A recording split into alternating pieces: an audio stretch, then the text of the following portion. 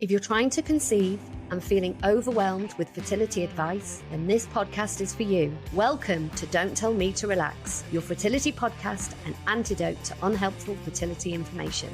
I'm Hannah, a fertility acupuncturist, teacher and campaigner for better fertility education. This podcast aims to empower and inform you about your menstrual cycle and fertility.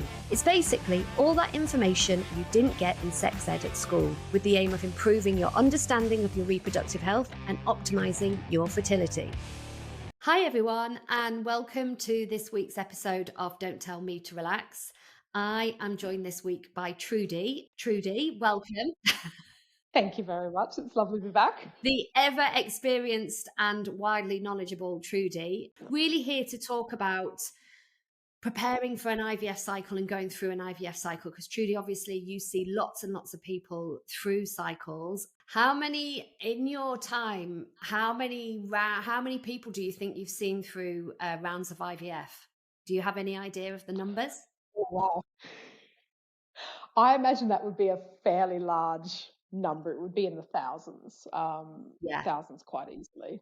You are well placed then to share your knowledge and experience, because you must have seen so many people go through IVF. And so from that, you must have a really good sense of the best or, good practice that really helps support people through the process.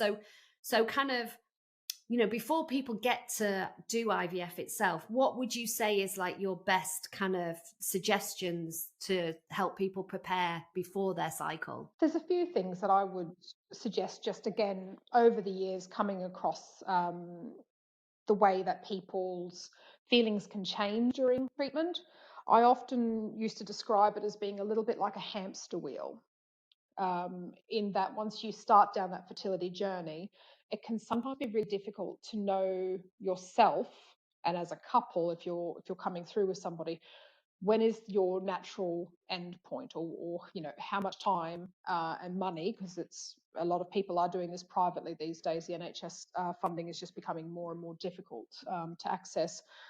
At what point is it the stopping point? So I often say to people, before you even kind of come in to see your clinic, just sit down, have a really good discussion about, how many treatment cycles do you think you want to go through, to put your body through? Because these are not simple procedures. You often see in like articles, they're like, oh yes, you just do a few injections and then you come in and have an egg collection. And anybody who's been through an IVF cycle would tell you that's an absolute rubbish.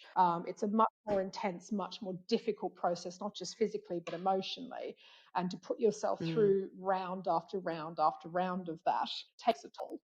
I think it's really important to have an open conversation beforehand about, what you guys can afford from a financial perspective, what you can afford, in inverted commas, from an emotional perspective, how you're going to support each other during the treatment cycle, because I think that has a huge impact on people's personal experience. Because if you're each coming at it from a slightly different angle, so to grossly generalize, male partners tend to be very much all about the practical. What do we do about the injection's done at this time and you take this tablet and then we'll come in on this point, and they tend to slightly separate themselves. Whereas women, I think, again, because it's physically happening to them for the vast majority of cases, they're the ones taking the hormones, having the invasive scans and procedures, the egg collection, all these hormonal up and downs. They tend to come from a much more emotional perspective, and you can see a lot of conflicts that occur within relationships where one person's trying to problem solve and the other person's just like, for heaven's sake, can you just give me some emotional support here? And it all becomes, really, really difficult trying. So I think that's another important one. The British Fertility Counselling Association, I throw them out every chance I get, because those are specially trained counsellors who are looking specifically at issues of fertility and family building. And they're a great resource to tap, even before you step foot in a fertility clinic or start treatment, so that you can sit down and have a discussion through some of these issues that maybe even you yourself aren't aware are issues yet. So, Trudy, when people are going through their cycle, when they're actually doing their injections, what, in your experience, is the best thing that people can do to look after themselves as they're going through it? Because obviously, lots of people are very anxious about the injections themselves. But what I see is that most of the time people get into the swing of the injections, and it actually is much easier once they start than they had probably anticipated. So, what are the things that people can do for the injections and sort of generally to support themselves? I think one thing would be definitely to try and make it as kind of stress-free as possible. And that looks different for everybody. So me, myself, I tend to be a very, very practical person. So for me, what would make me feel better would be I would create my own little calendar that would write down, every day what I need to do. And I would have like a running tally of what medication I have. So I would know exactly how much is left. I'd know what I'm doing. I'd tick it off or give myself a little star. That would be what would work for me personally. So other people may find that they would like to have a little ritual around their injections. So I knew a couple of people who would have these really lovely fancy chocolates that they'd buy themselves that they would only ever have as a treat. And every time they did their injection, it would be their little treat, was that they could pick one of these little chocolates to have. Everyone's kind of got their own personal way of dealing with this. There's nothing to say that if you're not sitting in the corner under a crystal on a full moon, that it's going to be a good or a bad thing. If you kind of catch my drift, there's no right or wrong way to do this properly, in inverted commas, because again, I get that a lot over the years, is how do I do this right? How do I do this properly? That looks different for everybody in a lot of ways. From a practical perspective, I would say just, planning out when your stimulation is coming out, try and avoid any major kind of events, work meetings or stresses as much as is physically possible. Obviously, we're all, busy working women and men. It's not always going to be that simple, but just try and minimize it. So if you're normally someone who's out every night visiting friends, maybe just have a little bit of a hiatus for a bit, just to allow yourself that time, so you can sit at home and spread your injections out in front of you and work out what you're doing, and you're not feeling under particular pressure. I can always remember one poor lass had a big work function at the Savoy, and she couldn't get out of it, so she'd had to smuggle. And again, this is back in the day when you had to do a lot of mixing of injections, and she's there on the toilet cistern in the Savoy bathroom at 9 o'clock at night trying to mix up an injection, just praying the syringe doesn't roll off underneath the door to her colleagues. It's just trying to kind of minimize those things as much as you can. Again, from a bit of a practical perspective, a lot of people become sort of, again, hyper fixated on things like the timing of the injections. And, if they say at 8 a.m. and 8 p.m., they're working themselves into a lather to make sure it's done exactly at 8 a.m. If it's done at 8:15 or 7:45 or 8:30, generally not going to make a huge problem. There's only one injection that is generally very specifically timed, and that's the trigger injection. And from a clinical perspective, we make a very big deal about that. We get you to repeat the time back to us. We tell you to set an alarm on your phone. We're being really, really hyper fixated ourselves on that particular one, because that's got to do with your maturation of the eggs and that final egg collection. But again, if it's 5 minutes late, that's not in the grand scheme, that's not a huge issue. If it's 5 hours late, that's a much bigger problem. But as a general rule, try and keep your injections roughly the same time each day and roughly spaced apart, to try and just keep the hormone levels as static as possible. Again, from practical perspectives, things like alcohol swabs. A lot of people think that you have to use alcohol swabs to cleanse the skin before a subcutaneous injection, which is the tissue into the fatty tissue. You don't need to. They removed that from the guidance, 10 or 15 years ago, I think, at least. If you want to use them, it's fine. It's not going to cause any harm or any problems. But the one thing I do say to people is make sure you wipe it off. So you've got that lovely wet alcohol on the skin. Just give a little wipe off with some cotton wool or a tissue, purely because wet alcohol, sharp object going through, you're going to drag it down to the nerves. It's a little bit like pouring lemon juice onto a paper cut. really going to be unpleasant. So just let the alcohol either dry naturally or wipe it off. The other one as well, I think, is people get a bit hesitant, and they can sometimes give themselves a little collection of pricks as they're going in. I often say, just, deep breath and just let your hand go down or your hand go forward. It'll go through the skin like hot butter generally, a knife through a hot knife through butter. So it'll go in nice and easily. And again, there's not a lot you can do wrong with subcutaneous injections. So you don't need to be concerned about doing the injection incorrectly and causing some kind of fatal mistake. You would have to really, really go some to injure yourself in a bad way with a subcutaneous injection. As long as you've mixed up the medication if you need to, or you've primed your pens and dialed it up correctly, and you've stuck it into fatty tissue, it's going to work absolutely fine. Tummy, leg, as long as there's wobbly bits, it's going to go absolutely no problems at all. So, to take a bit of pressure off people, don't worry too much about that aspect of the injections.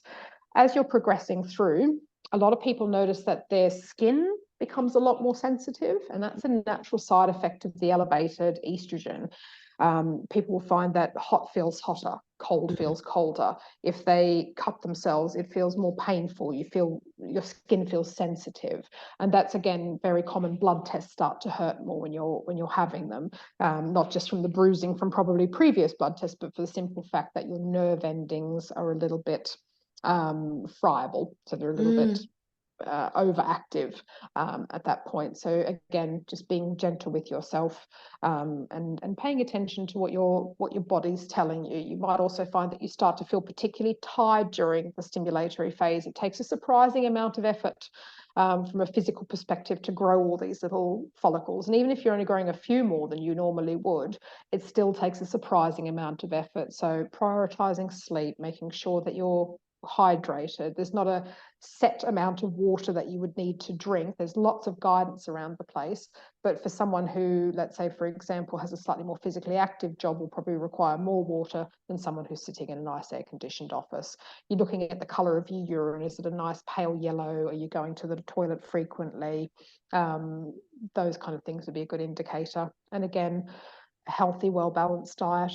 And by that we mean plenty of fruit and vegetables, legumes. You're not having too many takeaways, not too much high salt or trans fats, things like that. And I think we did kind of touch on it briefly before. If you are going to make any major dietary changes that your body may not be used to, try and do that a good few months before you actually get to your stimulation phase, because you want all those withdrawal symptoms to have hopefully abated and your body's used to this new eating pattern before you try and then throw a whole bunch of hormone fluctuation into the mix. Because if you try and withdraw all your caffeine, your sugar and your carbohydrates, and you throw a bunch of estrogen and progesterone on top, it generally doesn't make for a very happy outcome from you from a personal perspective. The eggs will still grow fine, but you're going to feel really rough. So, absolutely. So again, it's a good idea. Do you think that people, there is been a lot more awareness around doing IVF fertility treatments in the workplace? So you just sort of reminded me then when you were talking about the lady who was doing the injections in the toilet, because we still see quite a lot of people who still do that, who still secretly take their injections to work and don't want to discuss it with work, which is it's everybody's choice. Do you get a sense of, is it, some people say, oh, I'd much rather be busy, it kind of keeps me occupied. Other people feel like, actually, I don't want to be working, but I've got to work. And other people like just take time off. Like, I guess I've answered the question myself. It's very personal, but do you, what do you see? What do you see is a good approach to work and how you juggle work and IVF at the same time? I think a lot of it depends on your particular type of work. So, for example, someone who's primarily office-based and with meetings and things like that, it can be slightly easier to just shuffle things around a little bit So you can come to your appointments in the morning and then you can pop back in the afternoon. If, for example, you're a school teacher or a nurse, we do get plenty of other healthcare professionals from other areas that come in, or doctors, or, you know, you might work out physically on sites. It can be a lot more difficult for you to have that time to be able to come into your appointments. And often these appointments can be quite last minute because, again, the ovaries and the uterus and the sperm are the ones, you know, in charge of this entire thing. We're just waiting to see what happens. So sometimes we'll say, oh, we wanted to see you on Friday, but look, you've had a lot more growth than we were expecting. I think we need to see you on Thursday so we can keep a close eye on this. Or, you know, we need to increase your medication. Let's bump it out to this other day. So it can be really tricky if you're last minute trying to juggle around work and things. So I think that's, again, something to have a little think on, and whether or not you would feel comfortable going to your line manager or to your, you know, boss or whoever and saying, hey, I need some flexibility in the mornings over this time period for, you know, about 10 to 14 days. Is there any way that we can accommodate that? And again, I think it's going to be comfort level a lot of the time for people. Yeah. From a medical kind of perspective, there is no harm in continuing to work through the stimulation phase. We say definitely try not to do any work on the day of your egg collection, purely because most of the time you've had a pretty hefty dose of anesthesia, and it's not a great idea to be doing anything that involves too much brain work that day, because those drugs do take a while to kind of leave the system. And the next day things tend to be a little bit sore and swollen. So again, if you do want to go back to work, if you can do a, say, work from home day, or if you work a relatively sedentary job, you may feel more comfortable. But if your job is, say, a personal trainer, I would definitely recommend taking some time off, because that's not going to be an ideal one. Yeah, lots of people say to us, doing IVF is like having another full-time job. Oh, absolutely. 100%. 100%. Yeah. So when it comes to egg collection, what are your kind of tips for preparing for egg collection and going through egg collection and the recovery from egg collection? Because I guess for lots of people, if it's their first time, there's a lot of intrepidation at that point of the cycle. So what do you advise to people at that point? So I always think it's a good idea to have a bit of an understanding before you turn up on the morning of what's the procedure going to look like at this particular clinic, because the actual collection procedure for the vast majority is the same every single clinic I've worked at. What will change slightly is the degree of anesthesia that you're given when you're expected to come in to be admitted into the procedure room, how long you need to fast for, because very few places would not require you to at least have stopped eating and drinking for a certain period of time beforehand, purely from a safety kind of measure. How long are you expected to stay there? Does somebody need to take you home? Or do you want somebody to kind of come and be a support person while you're there? So speaking to the way the Evewell has it currently set up, we generally have people not eating or drinking from around midnight the night before, and that's a practical thing to do with the safety of having you sedated.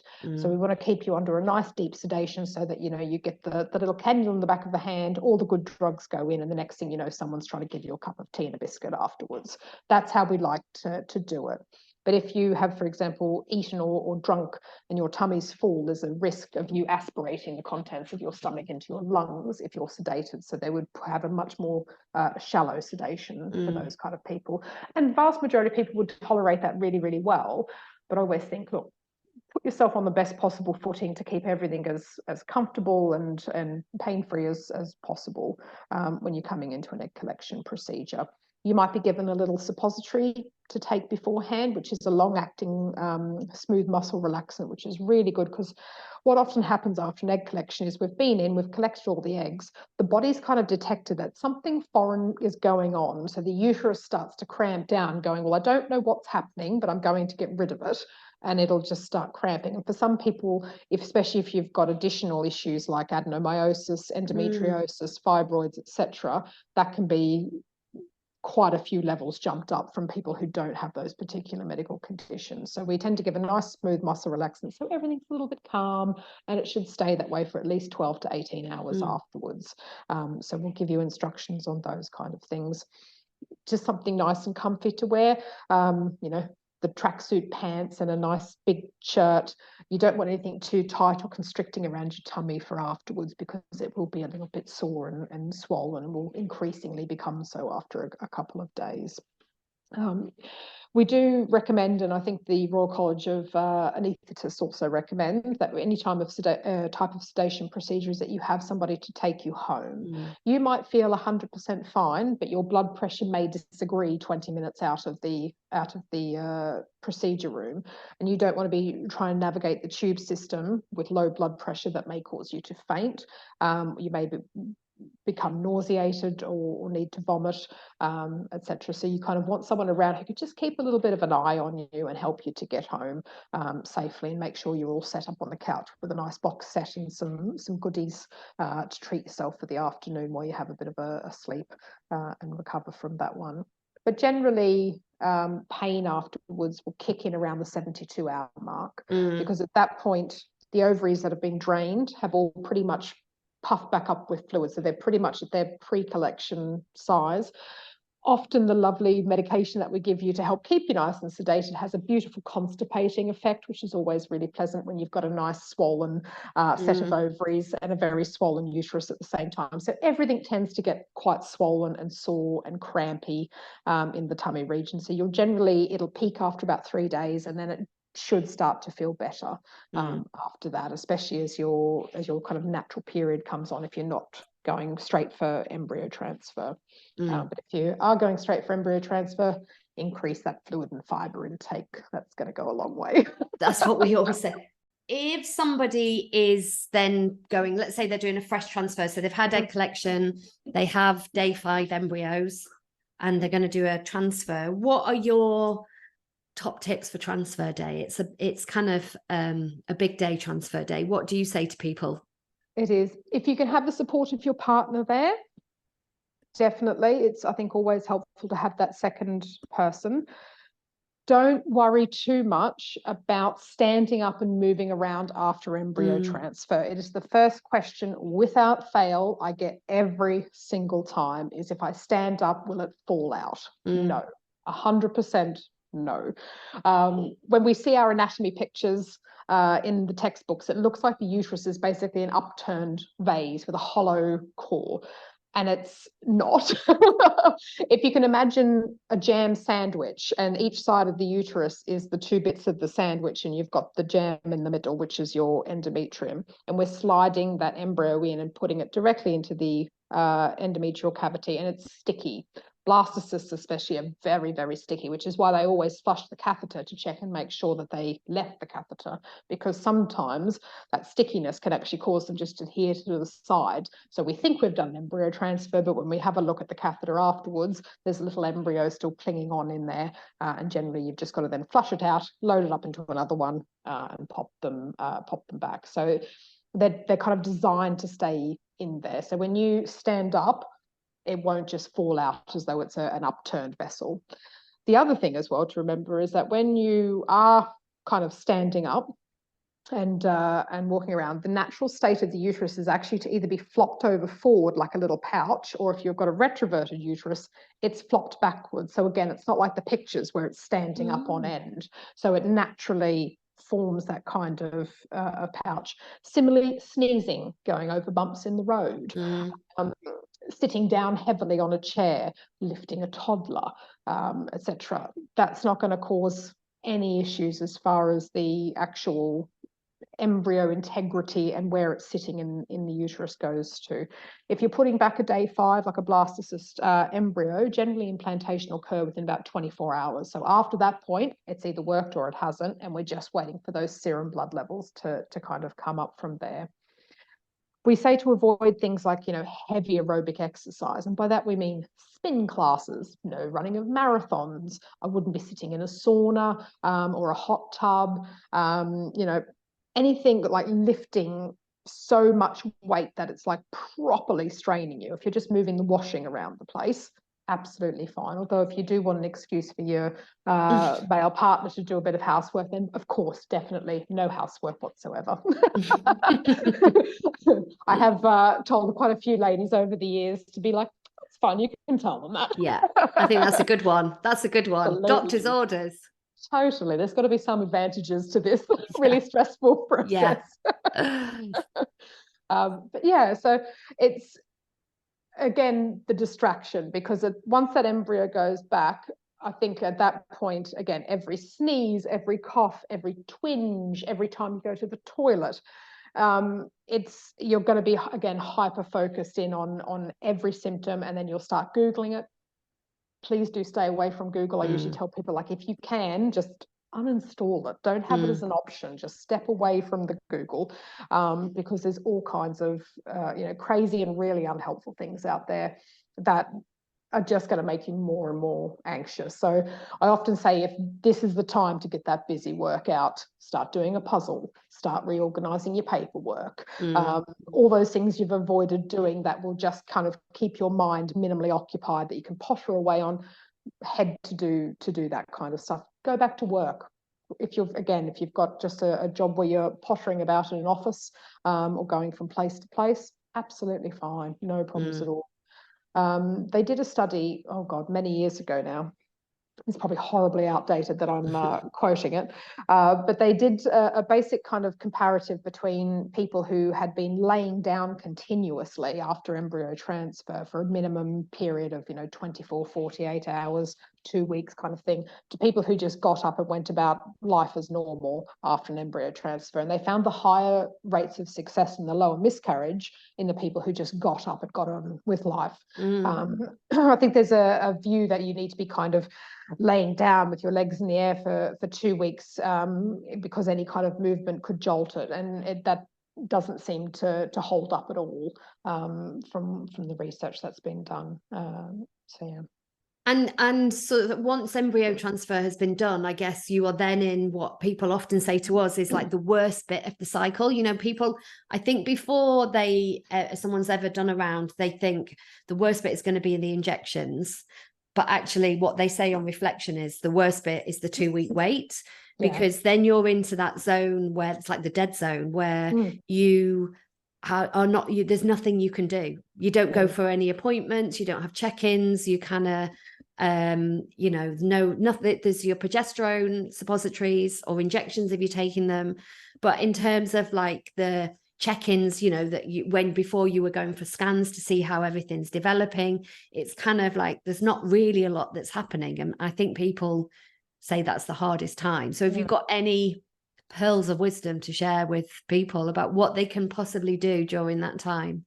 Yeah, that is the absolute worst time. And as you very rightly point out, when people first come in, they're worried about the injections and the egg collection. When they've had one round, it's the 2-week wait. And it's absolute torture, because as you say, there's nothing any of us can do really. We're just sitting back and waiting and seeing what's going on. And it's a torturous time period. I'd love to be able to give kind of secret signs or symptoms that mean it has worked or it hasn't worked, to be able to give you early on. But unfortunately, I have seen all kinds of signs and symptoms for people where it has worked and it hasn't worked. And it's almost indistinguishable early pregnancy symptoms from your period coming on. Even to the point where some people will get kind of those first signs of what we think is our period starting. So they'll get that brownish spotting, but that can actually be a sign that it has worked. It can be a sign that it hasn't worked. So it's super, super unhelpful. So this is where I tend to really push the distraction theory, just whatever gets you out of your head, and thinking about something else for as much as you can. Again, that support from a partner in a way that is supportive to you. And I think that's something that is important to verbalize at the beginning, just to say, hey, I'm going to go through this really super stressful thing. I would like cups of decaf tea, and I want to sit down and watch the entire box set of Downton Abbey, and you're going to sit there with me with popcorn, and that's how you're going to support me. I think that is probably more useful. Or similarly, again, if you're coming through as a single woman, or whatever, and you're having other people who are being that support person for you, just say, hey, when I give you the signal, this is what I'm going to need. keep me away from the internet, keep me distracted. I want to go and go on a riverboat cruise and go and sit and take that backwards and forwards to Greenwich or something. Just whatever kind of keeps you from obsessing and constantly sitting there very anxiously. Because again, I think when things don't work, the very first thing nearly every single woman I've ever come across in my many years of doing this has gone, what have I done wrong? Yeah. And the answer is nothing. Yeah.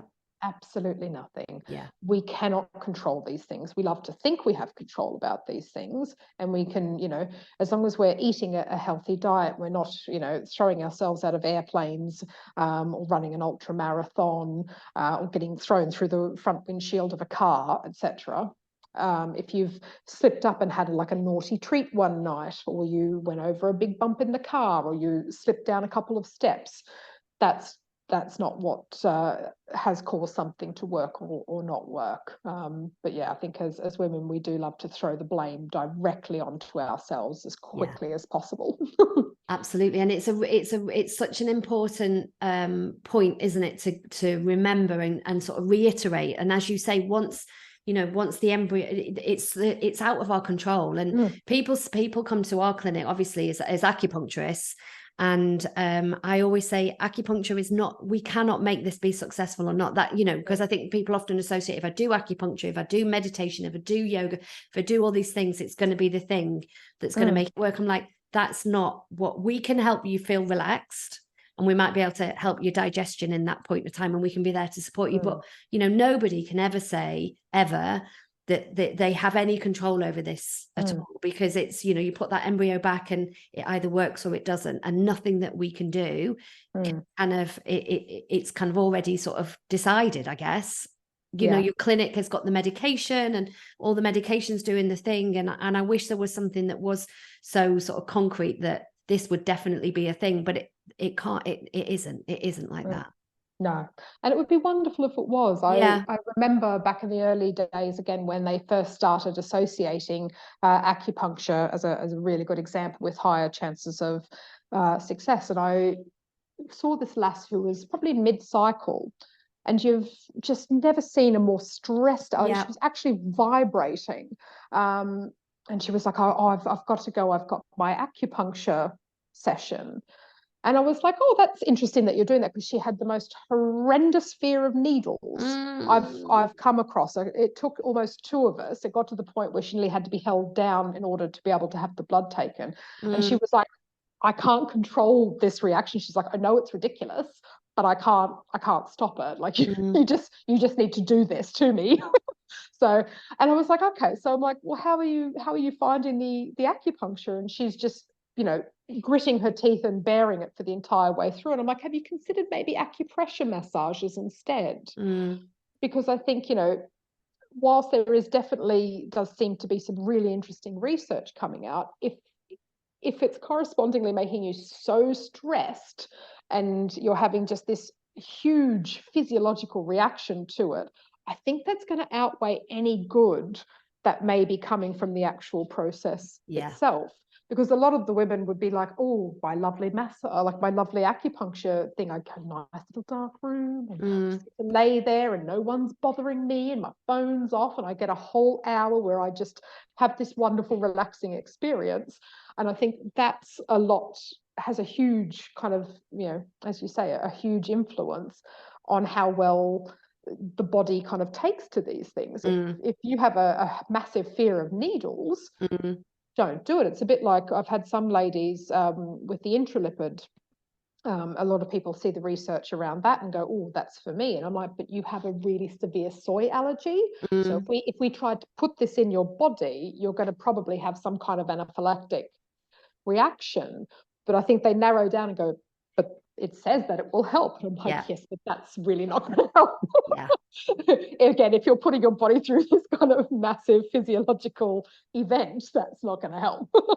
Absolutely. And I think there was the thing about acupuncture was that Paulus study, I think I'm saying it right, that was the German study where people were having acupuncture before and after transfer.